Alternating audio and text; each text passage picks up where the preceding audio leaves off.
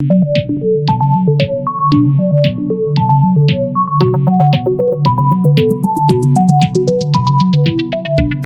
علیکم، یہ ویڈیو ہے سیرت النبی پر، جس میں آپ سیرت النبی قدم با قدم سنیں گے۔ Please click subscribe button and bell icon. فجار کی جنگ۔ خانہ کعبہ میں تانبے کے بنے دو بت تھے، ان کے نام آصاف اور نائلہ تھے۔ طواف کرتے وقت مشرک برکت حاصل کرنے کے لیے ان کو چھوا کرتے تھے۔ حضرت زید بن حارث رضی اللہ عنہ فرماتے ہیں، ایک مرتبہ آپ صلی اللہ علیہ وسلم بیت اللہ کا طواف کر رہے تھے، میں بھی آپ کے ساتھ تھا۔ جب میں طواف کے دوران ان بتوں کے پاس سے گزرا تو میں نے بھی ان کو چھوا۔ نبی پاک صلی اللہ علیہ وسلم نے فوراً فرمایا، ان کو ہاتھ مت لگاؤ۔ اس کے بعد ہم طواف کرتے رہے۔ میں نے سوچا ایک بار پھر بتوں کو چھونے کی کوشش کروں گا تاکہ پتہ تو چلے ان کو چھونے سے کیا ہوتا ہے اور آپ نے کس لیے مجھے روکا ہے۔ چنانچہ میں نے ان کو پھر چھو لیا۔ تب آپ نے سخت لہجے میں فرمایا، کیا میں نے تمہیں ان کو چھونے سے منع نہیں کیا؟ اور میں قسم کھا کر کہتا ہوں، نبی پاک صلی اللہ علیہ وسلم نے کبھی بھی کسی بھی بت کو نہیں چھوا، یہاں تک کہ اللہ تعالیٰ نے آپ کو نبوت عطا فرما دی اور آپ پر وحی نازل ہونے لگی۔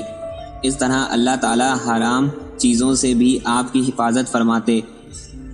مشرک بتوں کے نام پر جانور قربان کرتے تھے، پھر یہ گوشت تقسیم کر دیا جاتا تھا یا پکا کر کھلا دیا جاتا تھا، لیکن آپ نے کبھی بھی ایسا گوشت نہ کھایا۔ خود آپ نے ایک بار ارشاد فرمایا، میں نے کبھی کوئی ایسی چیز نہیں چکھی جو بتوں کے نام پر ذبح کی گئی ہو، یہاں تک کہ اللہ تعالیٰ نے مجھے نبوت عطا کر دی۔ اس طرح آپ سے پوچھا گیا، کیا آپ نے بچپن میں کبھی بت پرستی کی؟ آپ نے ارشاد فرمایا، نہیں۔ آپ سے پھر پوچھا گیا، آپ نے کبھی شراب پی؟ جواب میں آپ نے ارشاد فرمایا، نہیں، حالانکہ اس وقت مجھے معلوم نہیں تھا کہ کتاب اللہ کیا ہے اور ایمان کی تفصیل کیا ہے۔ آپ صلی اللہ علیہ وسلم کے علاوہ بھی اس زمانے میں کچھ لوگ تھے جو جانوروں کے نام پر ذبح کیا گیا گوشت نہیں کھاتے تھے اور شراب کو ہاتھ نہیں لگاتے تھے۔ بچپن میں آپ نے بکریاں بھی چرائیں۔ آپ مکہ کے لوگوں کی بکریاں چرایا کرتے تھے۔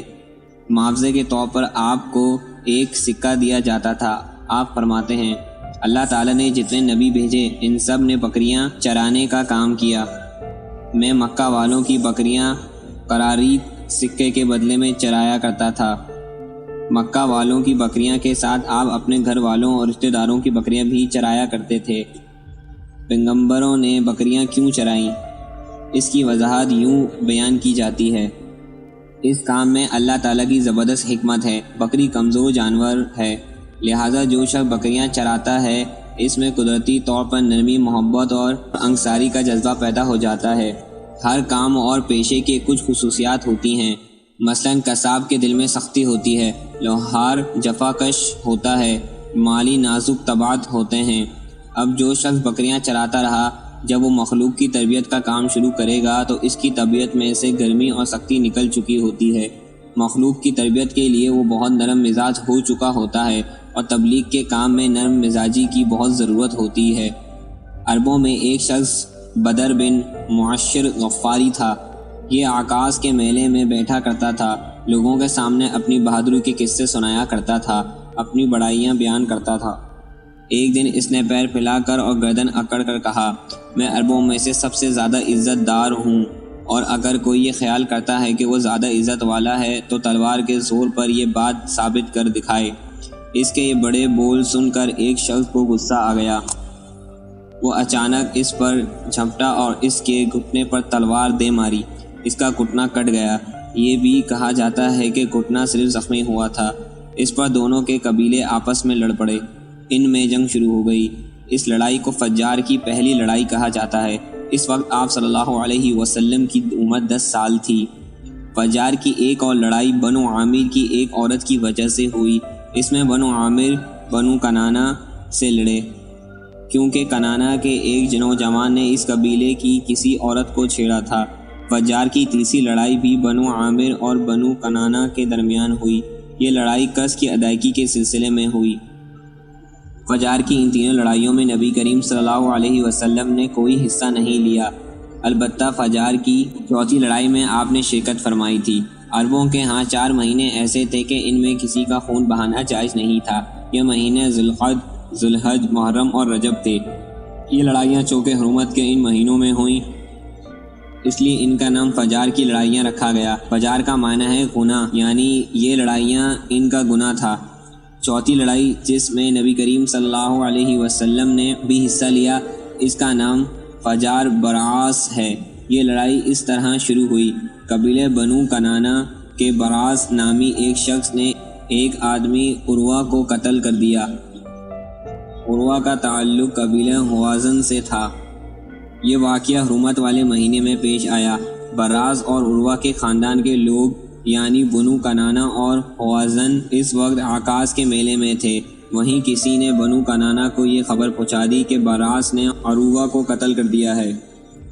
یہ خبر سن کر بنو کنانہ کے لوگ پریشان ہوئے کہ کہیں میلے میں ہی ہوازن کے لوگ ان پر حملہ نہ کر دیں، اس طرح بات بہت بڑھ جائے گی۔ چنانچہ وہ لوگ مکہ کی طرف بھاگ نکلے۔ ہوازن کو اس وقت تک خبر نہیں ہوئی تھی۔ انہیں کچھ دن یا کچھ وقت گزرنے پر خبر ہوئی۔ یہ بنو کنانہ پر چڑھ دوڑے، لیکن بنو کنانہ حرم میں پناہ لے چکے تھے۔ عربوں میں حرم کے اندر خون بہانا حرام تھا، اس لیے ہوازن رک گئے۔ اس دن لڑائی نہ ہو سکی، لیکن دوسرے دن بنو کنانہ کے لوگ خود ہی مقابلے کے لیے باہر نکل آئے۔ ان کی مدد کرنے کے لیے قریش بھی میدان میں نکل آیا۔ اس طرح فجار کی یہ جنگ شروع ہوئی۔ یہ جنگ 4 یا 6 دن تک جاری رہی۔ اب چونکہ قریش بھی اس جنگ میں شریک تھے، لہذا آپ صلی اللہ علیہ وسلم کے چچا آپ کو بھی ساتھ لے گئے، مگر آپ نے جنگ کے سب دنوں میں لڑائی میں حصہ نہیں لیا۔ البتہ جس دن آپ میدان جنگ میں پہنچ جاتے تو بنی کنانہ کو فتح ہونے لگتی، اور جب آپ وہاں نہ پہنچتے تو انہیں شکست ہونے لگتی۔ آپ نے اس جنگ میں صرف اتنا حصہ لیا کہ اپنے چچا کو تیر پکڑاتے رہے، اور بس 6 دن کی جنگ کے بعد بھی کوئی فیصلہ نہ ہو سکا۔ آخر دونوں گروہوں میں صلح ہو گئی، لیکن یہ کافی خون خرابے کے بعد ہوئی تھی۔ اس جنگ کے فوراً بعد حلف الفضول کا واقعہ پیش آیا۔ یہ واقعہ اس طرح ہوا کہ قبیلہ زبید کا ایک شخص اپنا کچھ مال لے کر مکہ آیا۔ اس سے یہ مال عاص بن وائل نے خرید لیا۔ یہ عاص بن وائل مکہ کے بڑے لوگوں میں سے تھا۔ اس کی بہت عزت تھی۔ اس نے مال تو لے لیا لیکن قیمت ادا نہ کی۔ زبیدی اس سے اپنی رقم کا مطالبہ کرتا رہا، لیکن عاص بن وائل نے رقم ادا نہ کی۔ اب یہ زبیدی شخص اپنی فریاد لے کر مختلف قبیلوں کے پاس گیا۔ ان سب کو بتایا کہ عاص بن وائل نے اس پر ظلم کیا ہے، لہذا اس کی رقم دلوائی جائے۔ اب چونکہ عاص مکہ کے بڑے لوگوں میں سے تھا، اس لیے ان سب لوگوں نے عاص کے خلاف اس کی مدد کرنے سے انکار کر دیا، الٹا اسے ڈانٹ ڈپٹ کر واپس بھیج دیا۔ جب زبیدی نے ان لوگوں کا یہ حالت دیکھی تو دوسرے دن صبح سویرے وہ ابو قیس نامی پہاڑ پر چڑھ گیا۔ قریش ابھی اپنے گھروں ہی میں تھے۔ اوپر چڑھ کر اس نے بلند آواز سے چند شعر پڑھے، جن کا خلاصہ یہ ہے: اے فہر کی اولاد، ایک مظلوم کی مدد کرو جو اپنے وطن سے دور ہے اور جس کی تمام پونجی اس وقت مکہ کے اندر ہی ہے۔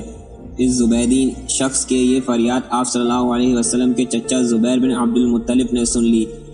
ان پر بہت اثر ہوا۔ انہوں نے عبداللہ بن جدعان کو ساتھ لیا اور اس آدمی کی مدد کے لیے اٹھ کھڑے ہوئے۔ پھر ان کے ساتھ بنو ہاشم، بنو زہرہ اور بنو اسد کے لوگ بھی شامل ہو گئے۔ یہ سب عبداللہ بن جدعان کے گھر جمع ہوئے۔ یہاں ان سب کو کھانا کھلایا گیا۔ ان کے بعد ان سب سے خدا کے نام پر حلف لیا گیا۔ حلف کے الفاظ یہ تھے: ہم ہمیشہ مظلوموں کا ساتھ دیتے رہیں گے اور اس کا حق اسے دلاتے رہیں گے۔ اس حلف کا نام حلف الفضول رکھا گیا۔ اس عہد کے اور حلف کے موقع پر اللہ کے رسول صلی اللہ علیہ وسلم بھی قریش کے ساتھ موجود تھے۔ امید ہے کہ یہ ویڈیو آپ کو اچھی لگی ہوگی۔ پھر ملیں گے اس کے اگلے حصے میں۔ جب تک کے لیے اللہ حافظ۔